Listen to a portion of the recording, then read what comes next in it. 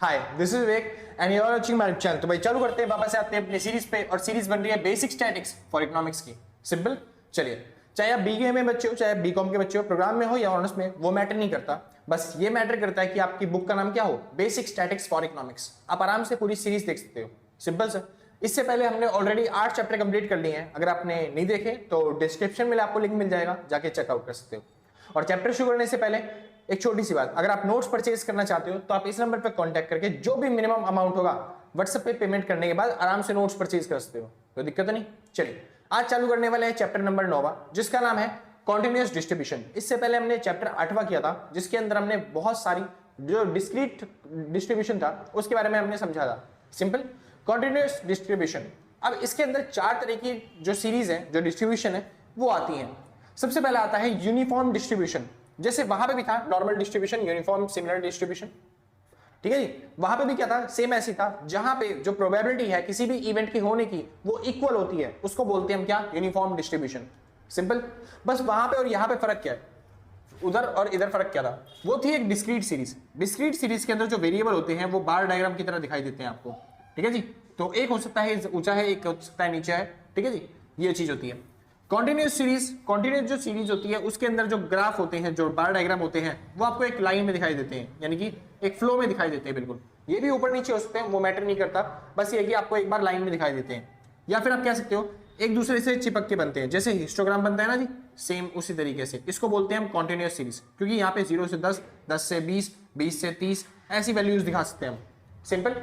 और एक खास बात और होती है कॉन्टिन्यूस सीरीज की, कि यहाँ पे ये जो रेंज होता है 0 से 10, 0 से 10 के बीच में इनफाइनाइट वैल्यू होती है, इनफाइनाइट वेरिएबल्स होते हैं। यहाँ पे पिछले टॉपिक की तरह एक फिक्स वेरिएंस नहीं, एक फिक्स वेरिएबल नहीं होता। जैसे पिछले टॉपिक में था फिक्स वेरिएबल कि आपका आंसर जो है मीन का 1, 2, 3, 4, 5 ऐसे कुछ वेरिएबल आता था फिक्स, लेकिन यहाँ पे एक फिक्स वेरिएबल नहीं आता। उसकी बजाय हम यहाँ पे कोशिश करते हैं हम एक एरिया निकाल पाए, हम एक रेंज निकाल पाए, जहां पे हम उसको बता सकते हैं कि जो इसका मीन होगा वो 0 से 10 के बीच में होगा, इसका जो मीन होगा वो 10 से 20 के बीच में होगा। तो इस तरीके से हम अपने सवाल को सॉल्व करते हैं। सिंपल सर, चलिए तो इसी के साथ चालू करते हैं अपना सबसे पहला टॉपिक, जिसका नाम है क्या, कॉन्टिन्यूस डिस्ट्रीब्यूशन या फिर यूनिफॉर्म डिस्ट्रीब्यूशन। भाई बाहर से अगर शोर आ रहा हो तो उसके लिए माफी चाहूंगा, इग्नोर मारना। वैसे नॉइस कैंसिलेशन मैं लगा दूंगा, मगर हर बार काम करता नहीं, क्योंकि कुछ हैं छपरी लोग चलते हैं, मम्मी पापा ने फालतू के पैसे दे रखे हैं, बुर्र बुर्र करते चले जाते हैं, ठीक है जी। तो है दिमाग से पैदल भाई, जिनको कुछ नहीं कह सकते उनको, ठीक है जी। फिलहाल शुरू करते हैं। फिलहाल टॉपिक का नाम आता है यूनिफॉर्म डिस्ट्रीब्यूशन। यूनिफॉर्म डिस्ट्रीब्यूशन का मतलब क्या होता है, एक ऐसा क्या होता है, ग्राफ होता है, एक ऐसा डिस्ट्रीब्यूशन होता है, एक ऐसा चार्ट होता है जहां पे सिमिलर प्रोबेबिलिटी होती है एट ए रेंज। हर एक रेंज की क्या होती है, सिमिलर प्रोबेबिलिटी आने के चांसेस क्या होते हैं, हर एक वैल्यू के वो सिमिलर होते हैं। सिंपल जी। भाई ये है ना ऐसे पीप पीप करने वाले, दिमाग खराब होता है, जी करता छोड़ो, उल्टा नहीं बोलना चाहिए ना। हाँ जी, तो सिमिलर प्रोबेबिलिटी जो होती है उसका मतलब क्या होता है कि यहाँ पे जो आने के चांसेस हैं वो इक्वल के बराबर होते हैं, मतलब सबके आने के चांसेस क्या होते हैं, इक्वल। जैसे अगर मान लो ये ग्राफ आपको दे रखा है, यहाँ पे रखा है 0, ये मान लो 1 है और ये क्या है 2, तो यहाँ पे 1 और 2 के बीच में जो भी वैल्यू है, चलो मान लेते हैं ये 10 और ये 20, 10 और 20 के बीच में जो भी वैल्यू है, जैसे कि 11, 12, 13, 14, 15, इन सब के आने की जो प्रोबेबिलिटी है वो सेम ही है, इक्वल प्रोबेबिलिटी है। जितनी प्रोबेबिलिटी 11 की है उतनी ही आने की, इवेंट होने की 12 की प्रोबेबिलिटी मानी जाती है। क्यों ऐसा क्यों माना जा रहा है, क्यों, क्योंकि यहाँ पे में कॉन्टिन्यूस सीरीज है, यहाँ पे हम डिफाइन नहीं कर सकते कि ये जो रेंज दे रखी है इसके अंदर जो वैल्यू है वो हमारी कौन सी वैल्यू जो होगी वो ज्यादा अच्छी क्वालिटी की होगी, ज्यादा अच्छी रेंज वाली होगी, या फिर कौन सी क्वालिटी ऐसी है, या फिर कौन सी वेरिएबल ऐसा है जिसकी प्रोबेबिलिटी कम है। तो इसीलिए तो इसको कॉन्टिन्यूस सीरीज बोलते हैं, जहां पे हम एक वेरिएबल नहीं फिक्स कर पाते। सिंपल जी। चलिए एक फटाफट से इसको खत्म करते हैं भाई, ज्यादा मुश्किल टॉपिक नहीं है, छोटा सा टॉपिक है, बस अपने फॉर्मूले अगर याद कर लिए तो सब चीज आपको याद हो जाएगी। सबसे मेन चीज होती है फंक्शन का फॉर्मूला। अब यहाँ पे जो फंक्शन होता है वो कैसा होता है आपको पता ही है, जो यूनिफॉर्म डिस्ट्रीब्यूशन है उसके अंदर जो फंक्शन होगा वो ग्राफ्स के अंदर होगा, हिस्टोग्राम के अंदर होगा, है ना जी। तो जो फंक्शन होगा उसकी लोअर वैल्यू को हम मान के चलेंगे ए मतलब क्या है, लोअर वैल्यू, लोअर लिमिट, और जो बी होगा उसको मान के चलेंगे अपर लिमिट। सिंपल से इतना। तो बस जो आपका फंक्शन होगा उसकी प्रोबेबिलिटी कैसे निकालोगे, इस फंक्शन की प्रोबेबिलिटी कैसे निकलेगी, तो सीधी बात, प्रोबेबिलिटी मतलब होता क्या है, प्रोबेबिलिटी मतलब होता है ये इवेंट कितनी बार हो रहा है। यानी एक तरीके से हम यहाँ पे याद है बचपन में हम क्या करते थे, हम ग्राफ पे किसी भी डाटा को दिखाना है तो हम यहाँ पे लिखते थे एक्स वेरिएबल या फिर क्लासेस, जो भी हमको दे रखी है, यहाँ पे हम लिखते थे हाइट। क्या लिखते थे यहाँ पे, हाइट। ऐसे ही कुछ होता था, यानी हाइट मतलब क्या होता है, फ्रीक्वेंसी। यही तो होता है। तो एक इवेंट कितनी बार हो रहा है उसको ही तो क्या बोलते हैं, फ्रीक्वेंसी तो बोलते हैं। तो बस अगर आपको हाइट निकालना हो, प्रोबेबिलिटी निकालनी हो, कोई इवेंट कितनी बार हो रहा है, तो हम क्या करते थे, बस खाली हम हाइट निकालते थे। हाइट मतलब क्या होता है, हाईएस्ट माइनस में लोएस्ट, यही तो होता है बस खाली। मतलब हाइट निकालने का फॉर्मूला बचपन में निकाला है ना आपने, मीन मीडियन मोड। तो याद है मीन मीडियन मोड में हम फॉर्मूला लगाते थे L1 प्लस में n/2 माइनस में CF अपॉन में F मल्टीप्लाई में हाइट। ये हाइट क्या है, हाइट इन्हीं का तो डिफरेंस होता है, यानी कि जो 10 और 20 का जो डिफरेंस दे रखा होता है, 20 और 10 का डिफरेंस, उसी को बोलते हैं हाइट यहाँ पे। तो बस वही करना है आपको। यहाँ पे भी फॉर्मूला क्या बन गया प्रोबेबिलिटी निकालने का, 1 अपॉन में h, 1 अपॉन में h। h मतलब क्या होता है, हाइट, बचपन में आपने सीखा। अच्छा प्रोबेबिलिटी का, भैया प्रोबेबिलिटी में एक ऐसा फॉर्मूला बन गया, देखो प्रोबेबिलिटी मान लो मैंने एक कॉइन टॉस किया, एक आया हेड और एक टेल आ सकता है, दो वैल्यू आ सकती है, सिंपल जी। तो हेड आने की प्रोबेबिलिटी क्या है या फिर टेल आने की प्रोबेबिलिटी क्या है, तो आप बोल सकते हो भैया कि दो में से एक वैल्यू पर हमको चाहिए, दो वैल्यू में से हमको एक वैल्यू चाहिए, दो आउटपुट में से, दो आउटकम में से हमको एक आउटकम चाहिए, तभी तो हेड आना है। तो हेड आने की प्रोबेबिलिटी 1/2, इसके आने की प्रोबेबिलिटी 1/2, यानी हमने क्या कर रहे हैं, हम जो नंबर्स हैं यानी टोटल नंबर क्या थे n, उसी को चलते हैं डिवाइड करते हैं, यानी 1 अपॉन में n। यानी पिछला जो हमने करा था डिस्क्रीट सीरीज में नॉर्मल डिस्ट्रीब्यूशन, वहां पे भी तो सेम ही फॉर्मूला था। फॉर्मूला क्या था, किसी भी चीज की प्रोबेबिलिटी निकालने का 1 अपॉन में n था, यही तो था, सिंपल जी, कोई दिक्कत तो नहीं। तो बस वही सेम फॉर्मूला यहाँ पे उठा के ले लिया, बस n यानी कि हम क्या बोल रहे हैं उसको, हाइट बोल रहे हैं, जो यहाँ पे हाइट दे रखी है आपको, इनका डिफरेंस जो दे रखा है। और वो हाइट कैसे निकलती है, वो हाइट निकलती है जी b माइनस में a करके, हाईएस्ट वैल्यू माइनस में लोवेस्ट वैल्यू, सिंपल। चलो कुछ नहीं, मैं मानता हूं आपको समझ में नहीं आया बिल्कुल भी, छोड़ो। अब बस एक फॉर्मूला याद कर लो कि प्रोबेबिलिटी निकालने का फॉर्मूला यूनिफॉर्म डिस्ट्रीब्यूशन के अंदर क्या होता है, 1 अपॉन में b माइनस में a, बाकी सारी चीजें हो जाएंगी आराम से। याद हो गया जी, क्या फॉर्मूला होता है, हाँ जी 1 अपॉन में b माइनस में a, बस इतना फॉर्मूला आराम से सब चीज कर लोगे, ठीक है जी। क्योंकि यहाँ पे बस आपको दो वैल्यू का काम है, एक हाईएस्ट वैल्यू और एक कौन सी, लोएस्ट वैल्यू। बस ये दो वैल्यू अगर आपको पता है तो आप आराम से सब चीज निकाल सकते हो। जैसे कि आप खुद सोचो, एक आपको ग्राफ दे रखा है, हाईएस्ट वैल्यू दे रखी है 2 और लोवेस्ट वैल्यू दे रखी है, नहीं हाईएस्ट वैल्यू है 4, लोवेस्ट वैल्यू है 2, ठीक है जी। तो अगर आपसे कोई पूछे बताओ मीन क्या होगा, तो 2 और 4 का मीन, दो वैल्यू यानी 2 और 4 का मीन कितना होगा जी, 3 होगा। कैसे निकाला आपने, तो बस मीन का फॉर्मूला लगाया, सिग्मा x अपॉन में n, यानी मैंने इनका टोटल किया तो ये हो गया 6/2, तो कितना आ गया आपका मीन, 3 मीन आया ना। तो आपने क्या किया, दोनों को टोटल किया, यानी कि जो हाईएस्ट वैल्यू है प्लस में आपको लोएस्ट वैल्यू की दोनों को जोड़ा और 2 से डिवाइड किया, यही तो किया बस आपने। सेम वही फॉर्मूला यहाँ पे भी है। तो मीन का फॉर्मूला क्या है, यहाँ पे फॉर्मूला होता है मीन का b प्लस में a, हाईएस्ट वैल्यू प्लस में लोएस्ट वैल्यू अपॉन में 2, सिंपल था, आसान है। मीन आप आराम से निकाल सकते हो भाई, हर एक चीज नहीं समझाने वाला भाई, कंसेप्ट है, छोटी छोटी चीजें आपको समझ में आ जाएगी, इतनी चीजें, ठीक है जी, इतना मुश्किल नहीं है कंसेप्ट। हाँ अगर आप वेरिएंस निकालना चाहते हो, अब वेरिएंस कैसे निकलेगा, याद है मैंने पिछली सीरीज में सिखाया था वेरिएंस निकालने का फॉर्मूला, डिस्क्रीट सीरीज में। मैं बता रहा हूँ भाई, अगर आपने पिछला चैप्टर नहीं देखा तो अच्छे तरीके से समझाया मैंने वो चैप्टर, बहुत अच्छे तरीके से। तो आप डिस्क्रिप्शन में लिंक है, जाके पिछला चैप्टर देखो अच्छे तरीके से, 8वां चैप्टर, तब आपको समझ में आएगा। वेरिएंस निकालने का फॉर्मूला था नॉर्मल डिस्ट्रीब्यूशन में, वहां पे n² अपॉन में 12, वो कह रहा भैया एक और फॉर्मूला था n² माइनस में 1 अपॉन में 12। हाँ जी, वो फॉर्मूला तो तब था ना जब आपकी वैल्यू जो है वो 1 2 3 से चालू हो रही है, 0 से चालू हो, तब ये फॉर्मूला थोड़ी ना अप्लाई होता था। तब कौन सा फॉर्मूला था, तब फॉर्मूला था ये वाला, सिंपल जी। यहाँ पे ये थोड़ी ना बोल रखा कि 0 से चालू नहीं करेंगे, कर सकते हैं 0 से चालू, सिंपल, क्योंकि बस आपको लोएस्ट और हाईएस्ट वैल्यू चाहिए। चलिए, तो फॉर्मूला क्या होता है वेरिएंस का, बेसिकली फॉर्मूला होता है n² माइनस m² अपॉन में 12, n² अपॉन में 12, ये वेरिएंस का फॉर्मूला है। अब यहाँ पे मैं n को क्या बोल रहा हूँ, यहाँ पे हम फ्रीक्वेंसी को क्या मान के चलते हैं, हाइट मान के चलते हैं, है ना जी।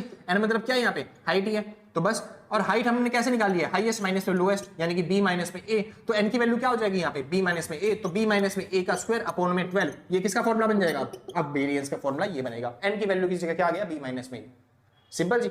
वही फॉर्मूले है जो आपने बचपन में किए थे, वही फॉर्मूला यही है। तो b माइनस में a का होल स्क्वायर अपॉन में 12, वही फॉर्मूला बन गया। कोई दिक्कत तो नहीं, समझ में आ रहा है जी, बहुत अच्छी बात है।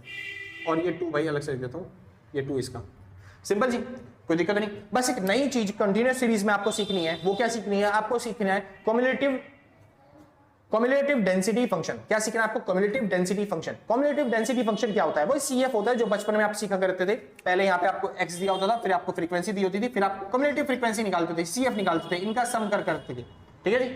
आपको अभी भी आज भी वही करना है, यानी कि आपको सारी फ्रीक्वेंसीज का सम निकालना है। यानी कि आपको जो, जैसे मान लो फॉर एग्जांपल ये डायग्राम दे रखा है आपको, ये कर्व दे रखा है आपको, तो कह रहा है बस आपको यहां से लेके यहां तक का सम निकालना है, सम निकालना है, सिंपल जी। और सम निकालने के लिए हम क्या करते हैं, किसी भी ग्राफ का एरिया निकालने के लिए हम क्या करते हैं, सिंपल सा बेसिक सा रूल होता है कि उस ग्राफ का आप इंटीग्रेशन कर दो। क्या कर दो आप, इंटीग्रेशन कर दो। इंटीग्रेशन करते के साथ ही आपको पता चल जाएगा कि वो जो एरिया है वो कितना होगा, ठीक है जी। तो CDF कम्युलेटिव डेंसिटी फंक्शन क्या कहता है? ये कहता है बस खाली आपको इंटीग्रेशन करना है। किसका इंटीग्रेशन करना है? जो आपने प्रोबेबिलिटी निकाली है उसी प्रोबेबिलिटी का इंटीग्रेशन करो, जो आपने फंक्शन बनाया है उसी फंक्शन का इंटीग्रेशन करो, बस खत्म। तो सीडीएफ निकालने का फॉर्मूला क्या बनाया यहाँ पे? सीडीएफ का फॉर्मूला जो आपका पहला फॉर्मूला था ना फंक्शन का प्रोबेबिलिटी का, 1/b माइनस में ए, तो 1/b माइनस में ए लिखो और उसी का बस आपको इंटीग्रेशन करना है। क्या करना है आपको? इंटीग्रेशन। और इंटीग्रेशन कैसे करोगे? क्योंकि आपको पता है जो इंटीग्रेशन होता है वो लिमिट्स के अंदर होता है, तो यहाँ पे लिमिट्स में जो लोअर लिमिट होती है उसको हम बोलते हैं ए, और जो हमको निकालनी है वैल्यू हाईएस्ट जहां तक हमें को जाना है तो उसको हम क्या बोलेंगे? एक्स। तो बस इस लिमिट में जैसे ही आप करोगे तो आपको पता चल जाएगा कि कम्युलेटिव डेंसिटी फंक्शन आखिर है क्या चीज, एरिया कितना आखिर है वहां पे। ठीक है जी, उस ग्राफ का एरिया कितना है, उस ग्राफ का क्या होता है, क्षेत्रफल कितना है। सिंपल जी, कोई दिक्कत नहीं। हाँ जी, और इंटीग्रेशन अगर आपको मान लो नहीं आता तो सीधा ये वाला फॉर्मूला याद कर लो भाई, जिसको इंटीग्रेशन नहीं आता तो इसकी वैल्यू सेम होती है। अच्छा, ये वैल्यू सेम कैसे है? अगर वो पूछोगे तो वो भी बता देता हूं जी, वो वैल्यू सेम कैसे है। हमको क्या करना है? इंटीग्रेशन करना है किसका? 1/b माइनस में a का, और कहां से लिमिट दे रखी है आपको लिमिट दे रखी है x to a, sorry a to x। ठीक है जी, a मतलब लोअर लिमिट, x मतलब हाईएस्ट लिमिट। अब जब इसका इंटीग्रेशन करते हैं तो यहाँ पे x कहीं पे नहीं है, ये सब कांस्टेंट वैल्यू है, तो बस इंटीग्रेशन करते के साथ ही ये खुलते के साथ ही क्या आ जाएगा? x। तो 1/b माइनस में a आ जाएगा और ये 1 की जगह क्या आ जाएगा यहाँ पे? x। कोई दिक्कत नहीं, पक्की बात है। चलिए, अब जैसे ही ये वैल्यू आपके पास आई तो कुछ नहीं करना, जो आपके पास x है ना इसके ऊपर लिमिट्स लगी हुई हैं। क्या क्या लिमिट लगी है? एक a लगी है और एक x लगी है। तो जहां पे आपको x दिख रहा है एक बार x पुट करो, और जहां पे आपको क्या होता है x दिख रहा है वहां पे एक बार a पुट करो, और कुछ नहीं करना, दोनों वैल्यू को माइनस करना है। तो क्या कह रहा हूं मैं? जहां पे x दिख रहा है वहां पे एक बार x लिखो, तो मैंने x की जगह पे x लिखा, अपॉन में b माइनस में a कर दिया। दूसरी बार क्या करना है? x की जगह पे आपको a लिखना है, तो x की जगह पे मैंने a लिखा, सॉरी x की जगह पे मैंने a लिखा और फिर हमने क्या कर दिया? b माइनस में a कर दिया। अब जो भी आपका लिमिट आई थी ना उसको बस माइनस करना है, आपका आंसर बन गया। यानी कि कुछ नहीं करना होता। लिमिट मतलब क्या होता है? दोनों की वैल्यू पुट करके और माइनस कर दो। सेम वही, हर जगह वही होता है भाई, लिमिट मतलब यही होता है सॉल्व करना। तो b माइनस में a ऊपर आ गया x माइनस में a, तो ये बन गया आपका फॉर्मूला किसका? CDF का, कम्युलेटिव डेंसिटी फंक्शन का। तो मैंने क्या बताया अभी तक? मैंने आपको बताया कंटिन्यूअस सीरीज के अंदर प्रोबेबिलिटी निकालने का फॉर्मूला होता है 1/में हाइट, यानी कि b माइनस में a। मीन का फॉर्मूला क्या होता है? जो आप बेसिक करके आए हो, लोवेस्ट प्लस में हाईएस्ट अपॉन में 2, यानी कि लोवेस्ट प्लस में हाईएस्ट अपॉन में 2। दो वेरिएबल तो दिए होते हैं बस खाली, हाईएस्ट और लोवेस्ट की वैल्यू। सिंपल जी। वहीं पे अगर आपको वेरिएंस निकालना हो तो वेरिएंस का फॉर्मूला मैंने बचपन में आपको सिखाया था, n स्क्वायर अपॉन में 12। बस वही n स्क्वायर की जगह b माइनस में a लगाना है, b माइनस में a स्क्वायर अपॉन में 12। सीडीएफ का फॉर्मूला अभी समझाया आपको, इसका इंटीग्रेशन कर दो बस खाली। और इसका इंटीग्रेशन याद नहीं हो रहा कोई बात नहीं सर, x माइनस में a अपॉन में x b plus sorry x minus में a अपॉन में b माइनस में a। जैसे आप ये चार चीजें सीख गए वैसे ही आपको मान लो ये वाली पूरी सीरीज आ गई। ठीक है जी, इसके अलावा और सीरीज के अंदर कुछ है नहीं, इन्हीं चार चीजों में से कोई सी एक आपको वैल्यू बोलेगा निकालने के लिए। चलो जी, एक बार क्वेश्चन कर लेते हैं और ये चारों वैल्यू आपको निकाल के दिखाते हैं कि कैसे निकालते हैं, कैसे सॉल्व करते हैं। ठीक है जी, चलिए सबसे पहला आइटम, सबसे पहली चीज क्वेश्चन में क्या रहा है? आपको एक फंक्शन दे रखा है जो कि है 50 से लेके 140 तक, यानी मान लो आपको लोअर लिमिट दे रखी है 50 और आपको अपर लिमिट दे रखी है 140। ठीक है जी, तो आपका फंक्शन इसी के बीच में लाइज करता है। ठीक है जी, बहुत अच्छी बात है। कह रहा what are the values of probability of y अगर ग्रेटर हो 70 से। तो पहली चीज आपको निकालनी है, आपको पहली चीज क्या निकालनी है कि y अगर ग्रेटर हो 70 से तो probability of y more than 70 की वैल्यू निकालनी है। दूसरी प्रोबेबिलिटी आपको निकालनी है प्रोबेबिलिटी ऑफ 50 से ज्यादा हो, क्या बोलते हैं y, और उससे ज्यादा हो 130। चलो ये सब तो बाद में निकालेंगे क्योंकि बस इन्होंने दो चीजें बोली है, मैं एक्स्ट्रा चीजें निकाल देता हूँ। क्या निकाल लेता हूँ? मैं निकाल लेता हूँ फंक्शन क्या होगा। तो फंक्शन क्या होगा भाई इसका, एक बार वो चेक कर लेते हैं। तो कहाँ पे निकालें? यहीं पे निकाल लें, दिख जाएगा आपको। चलो जी, यहीं पे ट्राई करते हैं। तो प्रोबेबिलिटी क्या होगी हर एक इवेंट की, हर एक इवेंट की, इसका उससे कोई रिलेशन नहीं है, आप बिना उसके भी कर सकते हो। ठीक है जी, चलिए, क्योंकि वहां पे सीडीएफ निकालने के लिए कह रहा है और कुछ नहीं। जब भी आपको ये निशान दिखाई दे तो मतलब समझ जाना आपको सीडीएफ निकालना है। क्या निकालना है इसमें? सीडीएफ। चलिए तो शुरू करते हैं, हाइट निकाल लेते हैं, प्रोबेबिलिटी निकाल लेते हैं। तो फॉर्मूला होता है b माइनस में a, तो मैंने वैल्यू पुट करी, b की वैल्यू दे रखी है आपको 140 और a की वैल्यू दे रखी है आपको 50, दोनों को हटाया तो 1/90 आपका आ गया, खत्म सवाल। सिंपल जी, हाइट आ गई आपकी। एक बार देख लो भाई, दिखाई दे रहा है आपको? चलो जी, दिखाई दे रहा है, बहुत अच्छी बात है। अब उसके बाद क्या रहा है, मीन निकालो। तो मीन कैसे निकालेंगे? मीन निकालने का फॉर्मूला भी बहुत सिंपल है, क्या?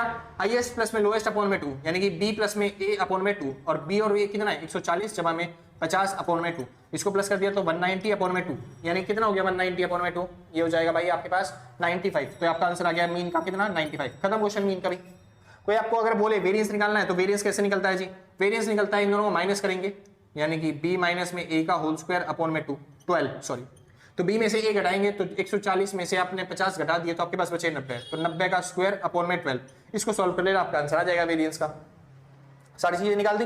अब एक बार निकाल लेते हैं सीडीएफ, क्योंकि आपके एग्जाम्स में ज्यादातर चांसेस जो हैं वो सीडीएफ पूछने के चांसेस हैं, सबसे ज्यादा सीडीएफ पूछता है। अब सीडीएफ कैसे निकालें, दोनों चीज तरीकों से समझा देता हूं कि ऐसे लिमिट्स में कैसे निकालेंगे और ऐसे लिमिट्स में कैसे निकालेंगे सीडीएफ। शुक्र जी। चलिए, तो सीडीएफ का फॉर्मूला क्या होता है? सीडीएफ का फॉर्मूला आपको पता है जी, तो सीडीएफ का फॉर्मूला होता है जी 1/b माइनस में a का इंटीग्रेशन आपको करना है। बस ये लिमिट्स क्या लगा रखी है, देखो इन्होंने लगाया 70 से ऊपर वैल्यू चाहिए, 70 से ऊपर वैल्यू, तो मिनिमम वैल्यू क्या होगी 70, तो बी ए की जगह क्या आ गया आपका 70, ए क्या हो गया आपका 70, और हाईएस्ट वैल्यू क्या होगी, हाईएस्ट वैल्यू तो 70 से ऊपर तो कुछ भी कह रहा है, तो हाईएस्ट वैल्यू कितनी बोली थी फंक्शन की 140, इसने खुद बोला था 50 से लेके 140 तक का फंक्शन है आपका, तो हाईएस्ट वैल्यू कितनी होगी 140। सिंपल, बस अब इसको सॉल्व कर लो। जिसको नहीं आता इंटीग्रेशन करना भाई तो आराम से कर लो फॉर्मूला लगा के, x माइनस में b सॉरी x माइनस में a अपॉन में b माइनस में a। अब बस वैल्यू पुट करनी है और आपको सॉल्व करना है, सिंपल जी, कोई दिक्कत तो नहीं। चलिए, तो x की वैल्यू कितनी है देखिए आपको 140, x की वैल्यू कितनी है 140, तो यहाँ पे आ गया 140, माइनस में a कितना है 70, ठीक है जी। अपॉन में b की वैल्यू क्या दे रखी है आपको, b की वैल्यू कोई है क्या, b की वैल्यू कोई है क्या, यहाँ पे तो दिखाई नहीं दे रही यार, b की वैल्यू क्या होगी, हाँ जी ये दे रखिए b की वैल्यू, नहीं नहीं नहीं मिनिमम वैल्यू थी ना 50 हो, oh sorry shit man shit,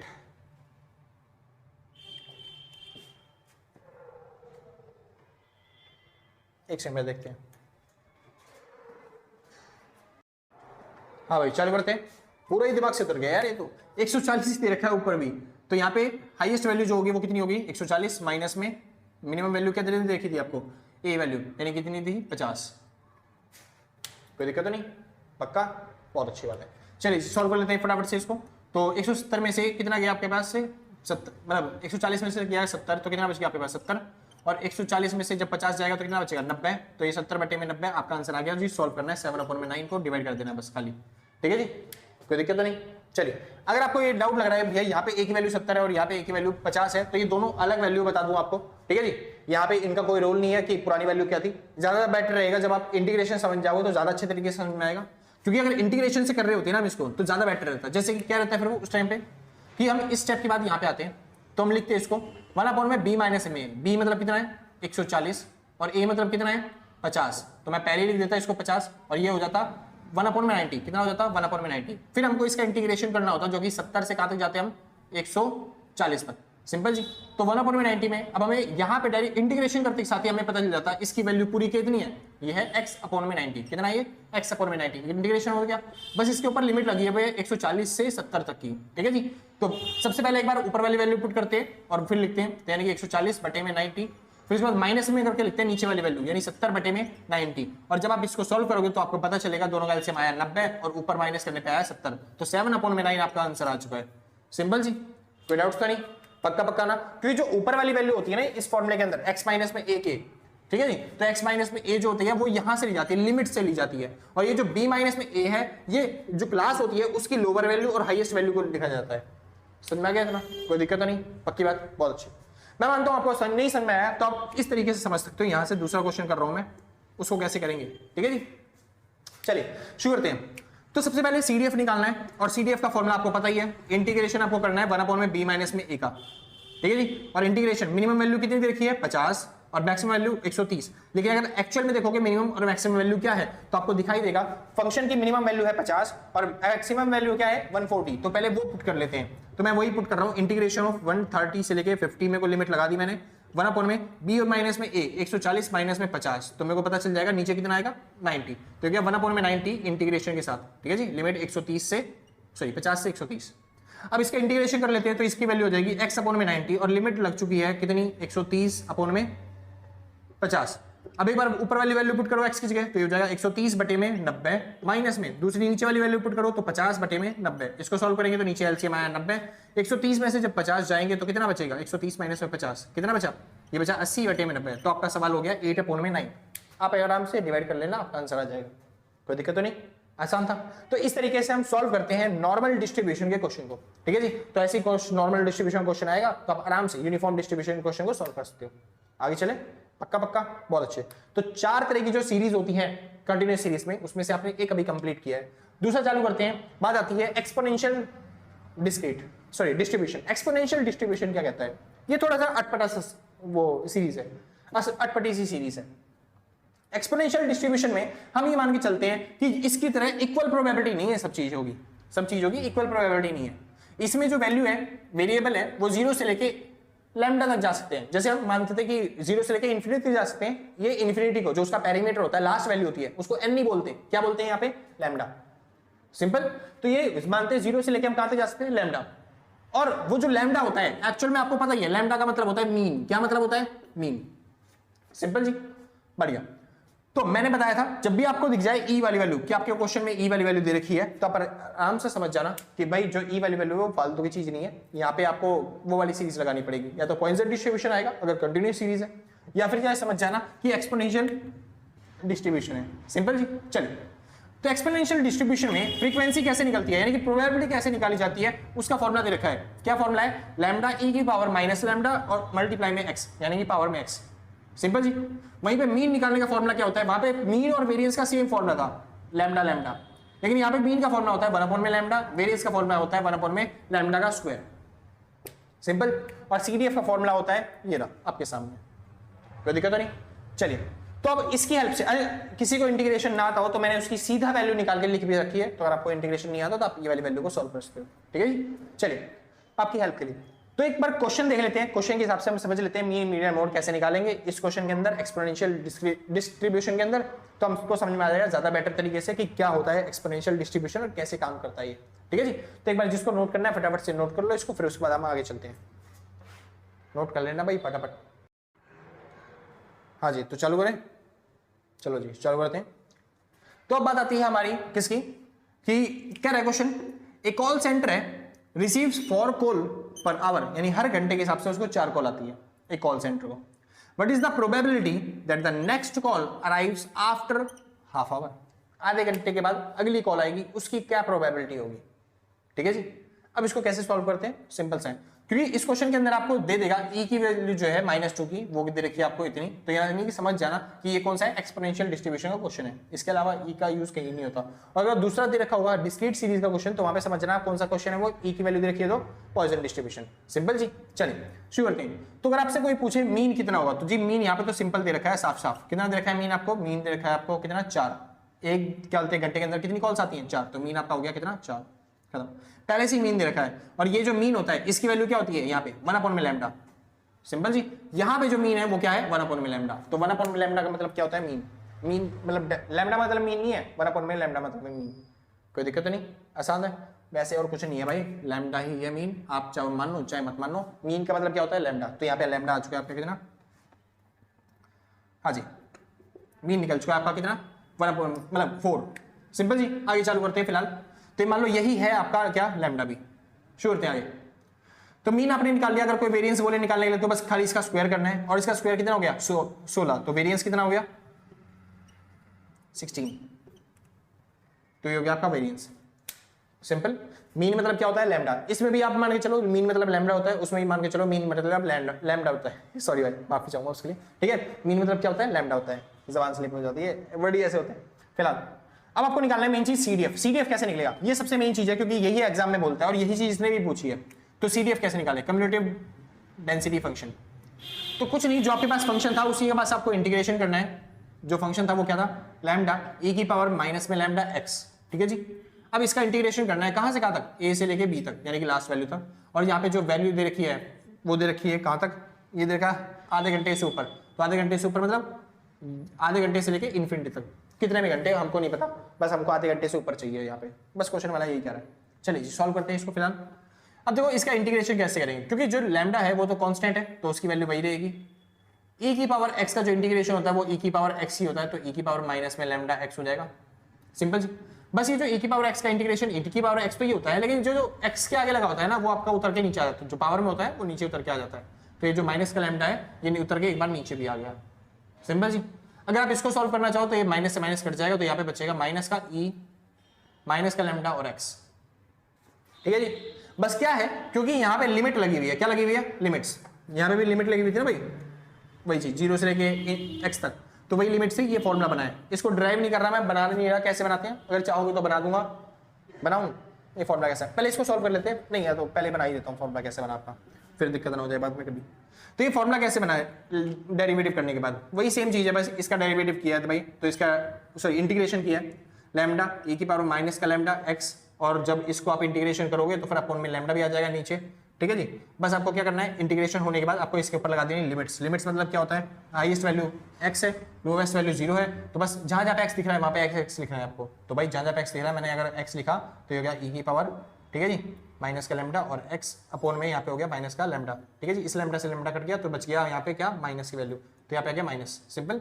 चलो उसके बाद माइनस में अब मेरे को क्या लिखना है, जहां जहां पे x है वहां पे 0 लिखो, तो जहां जहां पे x है वहां पे 0 लिखता हूं, तो मैं लैम्डा और e की पावर माइनस का लैम्डा, x की वैल्यू क्या हो गई 0, अपोन में माइनस का लैम्डा, और माइनस माइनस क्या हो जाएगा ये प्लस, तो यहाँ पे आ गया प्लस, ठीक है जी। माइनस हट चुका है, लैम्डा से लैम्डा कट गया, जिसकी पावर 0 होती है तो उसकी वैल्यू क्या होती है 1, तो इसकी वैल्यू क्या हो जाएगी 1, तो आपको जो वैल्यू बन गई, क्वेश्चन बन गया, ये 1 आगे आ जाएगा। तो आराम से बोल सकता हूं मैं कि 1 माइनस में e की पावर माइनस लैम्डा x, तो ये बन गया आपकी फंक्शन, सिंपल जी। तो अगर आपको इंटीग्रेशन नहीं आता तो आप ये वाली वैल्यू याद कर सकते हो CDF की, तो ये वाली वैल्यू पुट करके भी आप आराम से सवाल सॉल्व कर सकते हो, सिंपल जी। चलिए मिटो दूं, नोट करना भाई, नोट करो फटाफट, हो गया, बहुत अच्छी बात। चलिए जी वापस आते हैं अपने सवाल पे, सॉल्व करते हैं इसको। बस अभी इसके ऊपर लिमिट्स दे रखी है, वो लिमिट्स लगाओ। तो आधी लिमिट्स यहाँ पे थी, मिनिमम वैल्यू और मैक्सिमम वैल्यू इन्फिनिटी, तो इन्फिनिटी से हाफ। चलिए तो एक बार इन्फिनिटी लगाते हैं, जहाँ जहाँ पे एक्स है वहाँ पे इन्फिनिटी लिख दो, तो मैं लिख देता हूँ माइनस का ई लैम्डा एक्स की आ गया इन्फिनिटी माइनस में, अब जहाँ जहाँ पे एक्स है वहाँ पे क्या लिखना है 1/2, तो ई माइनस का था तो ये प्लस का हो गया, और उसके बाद माइनस का लैम्डा, और एक्स की जगह कितना आ जाएगा हाफ, यानी 1/2। तो आपको दिख रहा होगा यहाँ पे माइनस का इन्फिनिटी है, देखो माइनस का इन्फिनिटी, और माइनस का इन्फिनिटी जो होता है, क्योंकि देखो लैम्डा की वैल्यू कितनी दे रखी थी, लैम्डा कितना था हमारे पास 4, तो बस आप चाहो तो यहाँ पे 4 भी लिख सकते हो, तो ये कांस्टेंट है, यहाँ पे हो गया 4, 4/2 एक तरीके से हो गया 4/2, ठीक है जी। तो 4 से मल्टीप्लाई करो, कोई फर्क पड़ेगा नहीं, इन्फिनिटी हमेशा इन्फिनिटी रहता है, और माइनस का इन्फिनिटी की वैल्यू क्या होती है 0, प्लस में यहाँ पे इसकी वैल्यू बच गई आपकी e की वैल्यू माइनस का 1 सॉरी कितनी है 2, ये तो बचा 4 से 2 को काटेंगे तो बस 0 हट जाएगा यहाँ से, और e की पावर -2 की वैल्यू जो है वो आपको दे रखा है, ये रहा, कितना दे रखा है आपको आंसर 0.13533। तो जी आपका क्वेश्चन खत्म हो गया, आपने CDF निकाल लिया, जो आपको क्वेश्चन बोला था वो आप निकाल चुके हो। इतना समझ में आ गया, कोई दिक्कत नहीं। बस कोई सा भी क्वेश्चन दे रखा हो, लैम्डा मतलब क्या होता है मीन, मीन मतलब क्या होता है लैम्डा, सेम बात मान के चलनी है, कोई चेंजेस नहीं करने, कोई दिक्कत नहीं है। समझ में आ गया भाई, बहुत अच्छी बात है, बस खत्म। हाँ अगर आपको स्पेसिफिकली बोलता मीन निकालने के लिए, तब आप करते ये वाला फॉर्मूला लगा के कि मीन कैसे निकलता है 1 में लैम्डा, और फिर आप लैम्डा दे रखा 4 तो 1 में 4 लगाते हैं, और इसकी वैल्यू आती है 0.25, तो मीन कितना आ जाता है यहाँ पे 0.25। लेकिन अभी फिलहाल लैम्डा ही यूज करना, तो इस लैम्डा यूज किया है भाई, ठीक है जी। तो मीन कितना होगा यहाँ पे 0.25, और अगर आपसे वो वेरिएंस पूछता निकालने के लिए, तो वेरिएंस कैसे निकालते हैं 1 में लैम्डा का स्क्वायर, तो ये जगह 1 में लैम्डा कितना है 4 4 चौक 16 16 1 में 16, तो 1 में 16 जो भी डिवाइड करने पे आएगा आंसर वो अपना वेरिएंस मान लेना। समझ में आ गया जी। तो यहां पे खत्म होते हैं भाई दोनों इंपॉर्टेंट टॉपिक, जिसका नाम है भाई पहले का यूनिफॉर्म डिस्ट्रीब्यूशन, दूसरे का नाम क्या है एक्सपोनेंशियल डिस्ट्रीब्यूशन। इसके अलावा बच जाते हैं आपका नॉर्मल डिस्ट्रीब्यूशन, और एक और बचता है आपका, वो दोनों टॉपिक रह गए, और वो 2 टॉपिक ज्यादा इंपॉर्टेंट नहीं है, क्योंकि उसमें फॉर्मूले आते हैं, लेकिन वही बात है कि इतने इंपॉर्टेंट नहीं है कि आपको समझा पाऊं, क्योंकि वो फॉर्मूले बहुत बड़े बड़े हैं। कुछ नहीं, मैं एक बार फॉर्मूले बता देता हूँ, सवाल बता देता हूँ कैसे करने, फिर उसके बाद आपका चैप्टर ये भी है जो वो खत्म हो जाएगा, सिंपल जी। तो जिस आगे से हट रहा हूँ, जिसको नोट करना है भाई नोट कर लो फटाफट से, फिर हम आगे चलते हैं, ठीक है जी।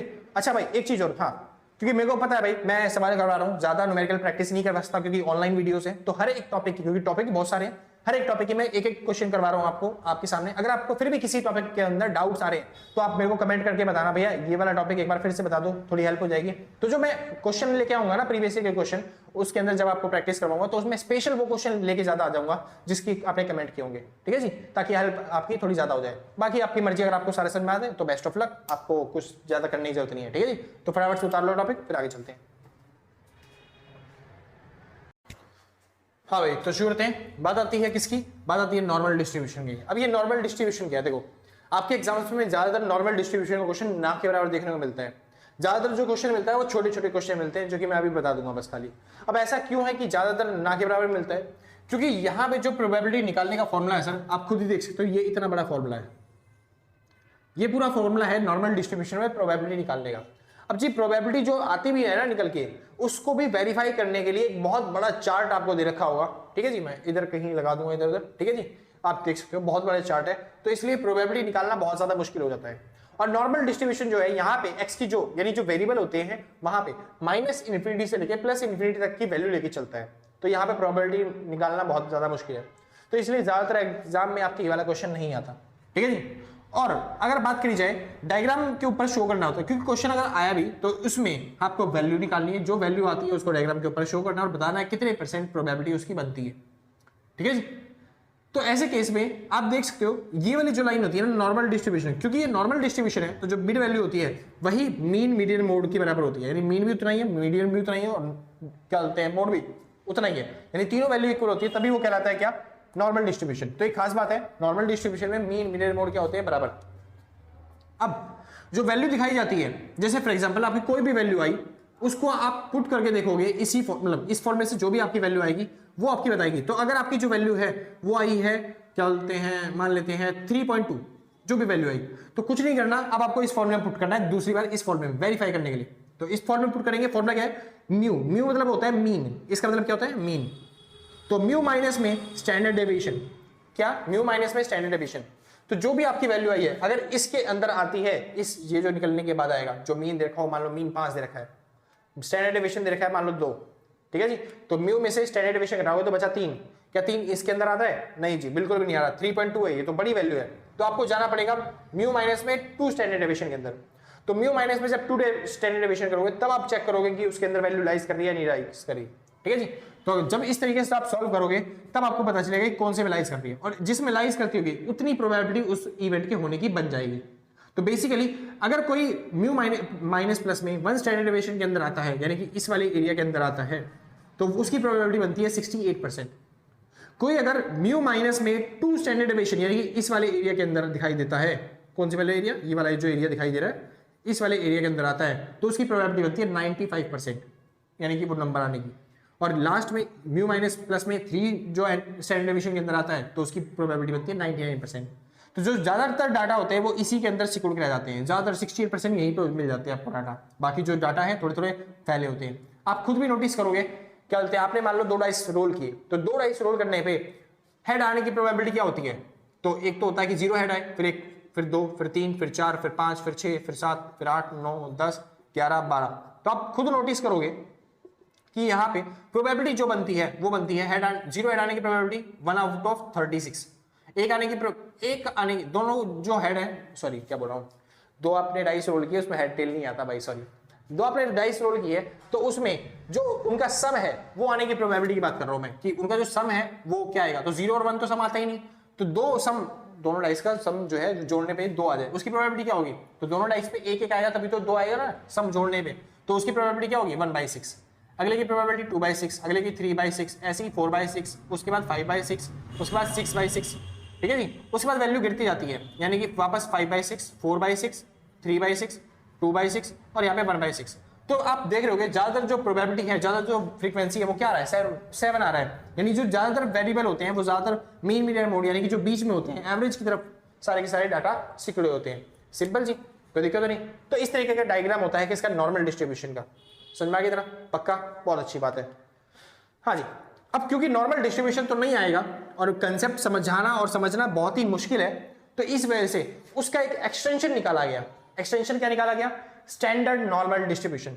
स्टैंडर्ड नॉर्मल डिस्ट्रीब्यूशन में क्या किया गया, जो वो था ना क्या बोलते हैं स्टैंडर्ड डेविएशन, बस उसको हटा दिया, बाकी सारा फॉर्मूला वही है। आप खुद नोटिस करोगे, देखो ये जो फॉर्मूला है प्रोबेबिलिटी डिस्ट्रीब्यूशन का, सारा फॉर्मूला वही है, बस खाली आपका स्टैंडर्ड डेविएशन नहीं दिखेगा आपको, ठीक है जी। देख रहे हो 1/2π 1/2π सेम है, बस ये स्टैंडर्ड डेविएशन हटा दिया। यहाँ पे e की पावर 1/2, e की पावर 1/2, और बस ये वाली जो वैल्यू है, सॉरी 2 बाहर है, अंदर लिख देता हूँ, कभी भूल जाता हूँ बताना।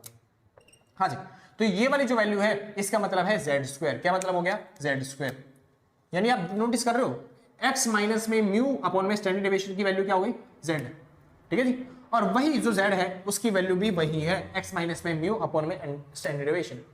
कोई दिक्कत नहीं, क्योंकि वो कहते हैं नॉर्मल डिस्ट्रीब्यूशन में इतना बड़ा फॉर्मूला लगाने से अच्छा आप स्टैंडर्ड नॉर्मल डिस्ट्रीब्यूशन का यूज करो, जहां पे आप z निकालोगे और z से ही पता चल जाएगी आपकी फ्रीक्वेंसी, आपकी प्रोबेबिलिटी क्या है इवेंट के होने की। सिंपल जी, कोई दिक्कत तो नहीं, बढ़िया। बेसिकली इवेंट में मीन मीडियन मोड तो आपसे पूछते नहीं, जो मेन चीज पूछेंगे वो आपसे पूछेंगे डायग्राम्स बना के दिखाओ या फिर CDF निकाल के दिखाओ, ये सब चीजें पूछते हैं, ठीक है जी। तो क्या करा जाए, कैसे निकाला जाए, मैंने क्वेश्चन दे दिया आपको, क्वेश्चन कैसे दे रखा है, ठीक है जी, उसको सॉल्व करना है अभी फिलहाल। चलिए जी, तो चालू करते हैं। इसके हिसाब से क्वेश्चन कैसे सॉल्व करते हैं वो समझाता हूं मैं।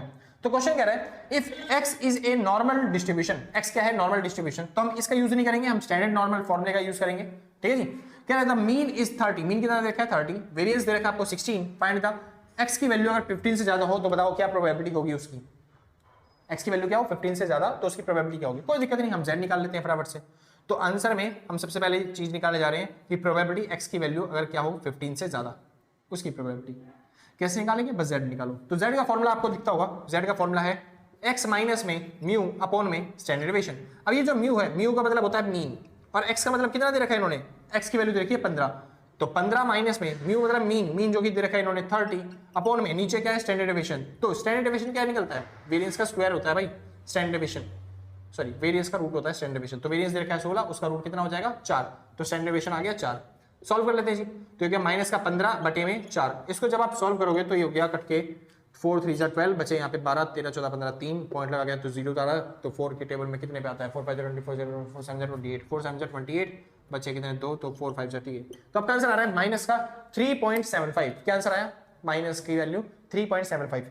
और जो कि वो कह रहा था कि 15 से ज्यादा वैल्यू होनी चाहिए, तो आपको 15 से ज्यादा वैल्यू चाहिए नहीं, 16 17 रख सकते हैं। तो जो आपका ये वेरिएबल भी आएगा, जो z की वैल्यू आएगी वो भी क्या आएगी 3.75 से ज्यादा। अब इसकी प्रोबेबिलिटी क्या होगी इवेंट के होने की, या फिर CVF क्या होगा, तो आप डायग्राम से समझाना सीधा सीधा। क्या डायग्राम से समझाना है, मान लो ये नॉर्मल डिस्ट्रीब्यूशन हो गया भैया, ये हो गया आपका मीन मीडियन मोड जो आपको चाहिए, ये मान लो 0, ठीक है जी। चलिए अब आप यहाँ पे आपने 0 मान लिया है मीन मीडियन मोड को, तो ये मीन है, मीडियन भी इसी को बोल दो और मोड भी इसी को बोल दो, तो 0 हो गया। तो माइनस का 3.75 कहाँ पे होगा, या फिर सीधा अच्छा बता देता हूँ सही तरीके से। हाँ जी, तो आपका डाटा ये हो गया, ठीक है जी। मीन कितना बताया था क्वेश्चन में 30, तो मान लेते हैं ये आपका क्वेश्चन हो गया कितना 30, ठीक है जी। तो आपका जो वेरिएबल बनाया है, जो डाटा बनाया है वो माइनस का 0.75, जो कि कहाँ पे आएगा, इस जगह पे आएगा कुछ माइनस का 3.75। तो बस यहीं से आपको ऊपर लाइन खींचनी है। इसके बाद जो भी, क्योंकि 15 से ज्यादा वैल्यू हुई थी ना, तो 3.75 से जो भी ज्यादा वैल्यू होगी वो आपका CDF के अंदर आ जाएगा, कैलकुलेट हो गया। ये हो गया आपका CDF, क्या बन गया ये आपका CDF। वो कह रहा भैया PDF क्या होता है, PDF और कुछ नहीं सर, जो आप प्रोबेबिलिटी निकालते हो उसी को PDF बोलते हैं। अभी तक जो आप प्रोबेबिलिटी निकाल रहे थे किसी क्वेश्चन में वो PDF होती है। इतना समझना क्या, ऐसे ही क्वेश्चन आते हैं, ऐसे ही बोलते हैं ग्राफ बनाने के लिए, आप ऐसे ही एक्सप्लेन करके आ जाना, ठीक है जी। चाहे डायग्राम से निकाल के चाहे वैल्यू निकाल के, बस आपको एक्सप्लेन करना है, रुकना नहीं है, पेपर में खाली छोड़ के नहीं आना, बस बनाओ किसी भी तरीके से, जो आता है वो बनाओ, समझे जी। कोई बोले अगर इसकी प्रोबेबिलिटी निकालने के लिए, तो कुछ नहीं, इसका इंटीग्रेशन करके निकालना पड़ेगा। इंटीग्रेशन तो करना आपके लिए मुश्किल होगा, वैसे मुश्किल क्या है इसके अंदर इंटीग्रेशन भाई 1 में अंडर द रूट 2 पाई, ये तो कांस्टेंट है, कांस्टेंट की वैल्यू कांस्टेंट होती है, और e की वैल्यू दे रखी है आपको, e की वैल्यू 1/2 z², और e की पावर जो भी होता है वो अपने नीचे आ जाता है, तो 1/2 क्या हो गया नीचे आ गया। सिंपल जी, कोई दिक्कत तो नहीं ना, बहुत अच्छी बात है। ये स्क्वायर है z², सिंपल, बस खत्म। इसको आप सॉल्व कर लोगे, और लिमिट आपको पता ही है, लिमिट कहाँ कहाँ दे रखी है आपको 15 से ज्यादा की, 15 से इन्फिनिटी तक की, तो 15 से इन्फिनिटी लगाओगे, यहाँ पे इन्फिनिटी आएगा, इन्फिनिटी की वैल्यू क्या होती है 0, तो 0 माइनस में अब आपको यहाँ पे 15 वैल्यू पुट करनी है, जहाँ पे x दिखाई दे रहा है, और x कहाँ पे दिखाई दे रहा है, मेरे को तो x दिखाई नहीं दे रहा कहीं पे भी, तो जहाँ पे भी आपको x दिखाई देगा उसकी वैल्यू पुट करके यहाँ पे कर दोगे सॉल्व, सिंपल। क्योंकि यहाँ पे x नहीं है तो x की जगह क्या लिखना है आपको 15, यानी कि किसकी जगह x की जगह, अगर आप कहीं पे x दिखाई दे रहा होता तो 15 लिखता, लेकिन x मेरे को यहाँ पे दिखाई दे रहा है ना z की वैल्यू, तो बस यहाँ पे 15 लिखना है आपको। तो 15 माइनस में म्यू करके जो हमने निकाला 0.35, तो आप ऐसे सॉल्व करोगे इसको, कैसे 1/2 अंडर द रूट पाई, उसके बाद e की पावर 1/2 मल्टीप्लाई बाय z की वैल्यू कितनी निकाली हमने माइनस का 3.75 का स्क्वायर, क्योंकि ये पॉजिटिव में हो जाएगा स्क्वायर करने पे, और उसके बाद इसको सॉल्व करना है, फिर इसके बाद जो सॉल्व करने की वो वैल्यू दे देगा, ई की वैल्यू जो भी दे रखी होगी उसको सॉल्व करके पुट करके वैल्यू सॉल्व करना है, आपका आंसर आ जाएगा। ये बन गया आपका कौन सा CDF। कैसे निकालेंगे हम CDF, सिंपल। अच्छा, लिमिट्स में CDF ग्राफ कैसे बनेगा, क्योंकि अभी तक हम ऐसे ही निकालते आ रहे थे, तो मैंने सोचा ग्राफ वाला क्वेश्चन करवा देता हूँ, इसलिए ग्राफ वाला उठा लिया, ठीक है जी। तो अब लिमिट्स में कैसे बनेगा ग्राफ वो समझा देता हूँ, बेटा तो भाई, तो जिसको नोट करना है फटाफट से नोट करो, फिर आगे चलते हैं। हाँ जी, तो चालू करते हैं, ये लास्ट टॉपिक है, फिर आपका चैप्टर खत्म पूरा, ठीक है जी। तो कह रहा है आपको प्रोबेबिलिटी लेनी है 10 से ज्यादा और 25 से कम। अब इसको कैसे सॉल्व किया जाए, कोई बात नहीं, z की 2 वैल्यू निकाल लेते हैं, एक बार आपको मानना 10, एक बार मानना 25, तो z निकाल लेते हैं जी। तो z का फॉर्मूला होता है x माइनस में म्यू अपॉन में स्टैंडर्ड डेविएशन। एक बार x को कितनी लेके चलनी वैल्यू 10, तो यहाँ हो गया 10 माइनस में म्यू कितना दे रखा आपको 30 मीन अपॉन में स्टैंडर्ड डेविएशन कितना था 4, इसको सॉल्व कर लेते हैं तो माइनस का 20 बटे में 4, जिसको काटेंगे तो आज भी आपका आंसर माइनस का 5, सिंपल सर, खत्म। एक बार आप 25 लेके चल लेते हैं, तो फॉर्मूला लगाएंगे x माइनस में म्यू अपॉन में स्टैंडर्ड डेविएशन, तो x की वैल्यू देखिए 25 माइनस में म्यू दे रखा है आपको 30 अपॉन में स्टैंडर्ड डेविएशन 4, किया सॉल्व, माइनस का 5 बटे में 4 आ गया, जिसकी वैल्यू होती है माइनस का 1 1.25 सिंपल से। अब आपको इसको ग्राफ पे दिखाना है, ग्राफ पे कैसे दिखाया जाए, चलिए जी शुरू करते हैं। क्योंकि आपको ग्राफ में पता है कि जो मीन है वो कितना है 30, तो हाईएस्ट वैल्यू कितनी होनी चाहिए 30, तो 30 पे हाईएस्ट वैल्यू पे जानी है आपको, ठीक है जी। तो ये जो हाईएस्ट वैल्यू है ये कहाँ पे है 30 पे, ये 30 हो गया आपका मीन, सिंपल। अब हमें -5 और माइनस का 1.25 दिखाना है, मान लेते हैं ये 5 है हमारा माइनस का, ठीक है जी। तो यहाँ से ग्राफ हो गया, ये मान लेते हैं माइनस का 1.25 है, सिंपल जी। तो यहाँ से ये हो गया ग्राफ, तो इन दोनों के बीच में होना चाहिए आपका डाटा, तो ये आपका जो फ्रीक्वेंसी कर्व बना क्या बोलते हैं CDF, तो ये बन गया आपका CDF, सिंपल जी। और अगर आप फंक्शन से ही निकालना चाहते हो तो बस इसका इंटीग्रेशन वापस से करके एक बार पुट करना है 10, एक बार पुट करना है 25, जो इसका डिफरेंस का बीच में आएगा वो आपका आंसर हो जाएगा, CDF आ जाएगा। समझ में आ गया जी, कोई दिक्कत तो नहीं। बस तो ये था आपका नॉर्मल डेविएशन, मतलब नॉर्मल डिस्ट्रीब्यूशन और स्टैंडर्ड नॉर्मल डिस्ट्रीब्यूशन। तो इस तरीके से क्वेश्चन आएंगे, आप आराम से कर सकते हो, ज्यादा टेंशन नहीं लेनी। बस ये छोटे से कंसेप्ट है, याद रखना इन सब चीजों में। यानी कि 68 होती है म्यू माइनस प्लस में standard deviation, mu minus plus में सेकंड स्टैंडर्ड डेविएशन अगर आप करते हो तो उसकी वैल्यू हो जाती है, प्रोबेबिलिटी हो जाती है 95% की इवेंट के होने की। अगर वहीं पे आप म्यू माइनस में थर्ड स्टैंडर्ड डेविएशन पे आते हो, प्लस में माइनस प्लस में थर्ड स्टैंडर्ड डेविएशन पे आते हो तो उसकी प्रोबेबिलिटी हो जाती है आपकी 99%, सिंपल जी। तो छोटे छोटे कंसेप्ट आप आराम से याद कर लोगे। अच्छा हाँ, एक छोटा सा कंसेप्ट और है, वो मैं फिर बता देता हूँ। वैसे तो मैं एक बार बता चुका हूँ ऑलरेडी, नोट कर लिया होगा भाई, बहुत अच्छी बात है। हाँ जी, वैसे तो मैं एक बार पहले भी बता चुका हूँ, फिर बता देता हूँ कि क्या बोलते हैं नॉर्मल डिस्ट्रीब्यूशन का ग्राफ कैसे बनता है। तो आपको ने देखा होगा, इसको बोलते हैं हम नॉर्मल डिस्ट्रीब्यूशन का ग्राफ, जहां पे लेफ्ट साइड और राइट साइड जो वैल्यू होती है वो बराबर होती है। मीन बराबर होता है किसके, मीडियन के, मीडियन बराबर होता है किसके, मोड के, ठीक है जी। वहीं पे अगर देखा जाए, मैं स्क्यूनेस बता रहा हूँ, क्या बता रहा हूँ, स्क्यूनेस। तो अगर वहीं पे ग्राफ देखा जाए, इसको बोलते हैं left side, leftward skewed, leftward skewed या फिर पॉजिटिवली स्क्यूड, ठीक है जी। यहां पे जो होता है, ये होती है मोड की वैल्यू, ये होती है मीडियन की वैल्यू, ये होती है मीन की वैल्यू। यानी कि मीन जो होता है यहाँ पे वो सबसे ज्यादा होता है, उससे कम होता है मीडियन, उससे कम होता है हमारा मोड, सिंपल जी। उसके बाद लास्ट आती है हमारे पास, क्या बोलते हैं, चलिए ये होती है हमारे पास, क्या बोलते हैं, राइटवर्ड स्क्यूड की वैल्यू। नहीं, ये क्या होता है, लेफ्टवर्ड का है ये राइटवर्ड स्क्यूड है ना भाई, इसको बोलते हैं राइटवर्ड, RIGST, राइटवर्ड स्क्यूड। इसको बोलते हैं लेफ्टवर्ड स्क्यूड, इसको बोलते हैं नेगेटिवली स्क्यूड, क्योंकि नेगेटिव साइड में पिचक गया ना जाके, छोटा हो गया। इसको बोलते हैं हमारी जो मोड की वैल्यू होती है वो ये होती है, इधर होती है हमारी फिर मीडियन की वैल्यू, इधर होती है फिर हमारी मीन की वैल्यू। यानी कि जो यहाँ पे मीन होता है वो सबसे छोटा होता है, उससे बड़ा होता है हमारे पास क्या, मीडियन, उससे बड़ा होता है हमारे पास मोड, सिंपल जी। कहाँ पे, लेफ्टवर्ड स्क्यूड के अंदर। आगे चलते हैं, स्क्यूनेस समझ में आ गया। एक और छोटा सा टॉपिक है सेम ऐसे ही, और उसको बोलते हैं हम कुर्तोसिस। क्या बोलते हैं, कुर्तोसिस। तो कुर्तोसिस जो ग्राफ होते हैं वो 3 तरीके के होते हैं बेसिकली, यानी जो सबसे ऊंचा ग्राफ होता है इसको भी बोलते हैं कुर्तोसिस। कौन सा कुर्तोसिस, लैप्टोकर्टिक,